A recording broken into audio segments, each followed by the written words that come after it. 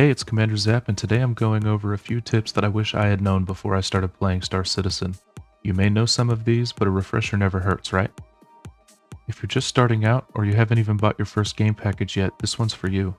This is an alpha release of the game. Yes, I know it's 10 years old, but it's still an alpha, so there's still a ton of issues with it.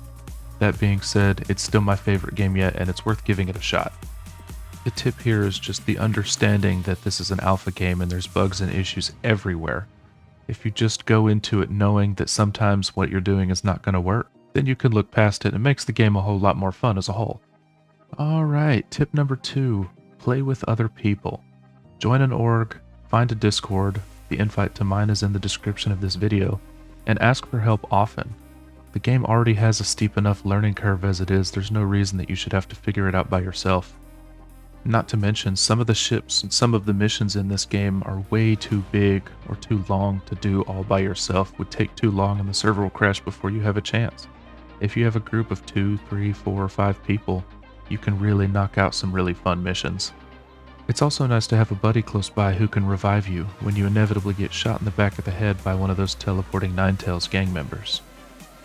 Tip number 3, use a starter ship that matches your preferred playstyle. If all you want to do is space combat, then go for something like the Avenger Titan or the Mustang Alpha. If cargo and trade is more your speed, then go with something like the Cutter. It has plenty of cargo space and lots of fuel as you're getting started trading through the verse.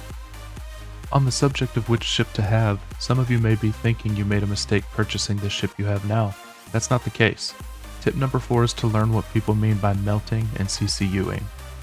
Melting simply means exchanging your purchase for store credit, where CCU, now called ship upgrades, lets you upgrade your ship while only paying the difference of cost.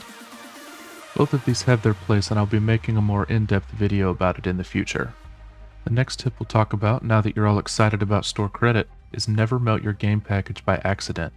If you do, you'll be unable to play the game at all. If you're melting for a different game package, that works, but if you melt the starter pack for a standalone ship, don't be surprised when you're unable to launch the game. With those out of the way, tip number 6 is to back up your keybinds often. If you've changed any keybinds and haven't backed them up yet, here's your signal to do so. I have a video about how to do that here. The last tip I have for you today is about keybinds and game familiarization as well.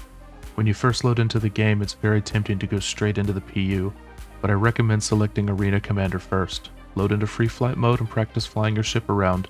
Learn the keybinds, change them to what you want, and really get a feel of how to pilot your ship in space. Then, once you've got that on lock, do some combat in the Pirate Swarm mode. Practice dogfighting as well as combat evasion drills to help you get off on the right foot when you load into the PU for the first time. Space is a dangerous place, but even more so if you don't know how to fly your ship. That's all I've got for you today. I've been Commander Zap, fly with purpose, and I'll see you in the black.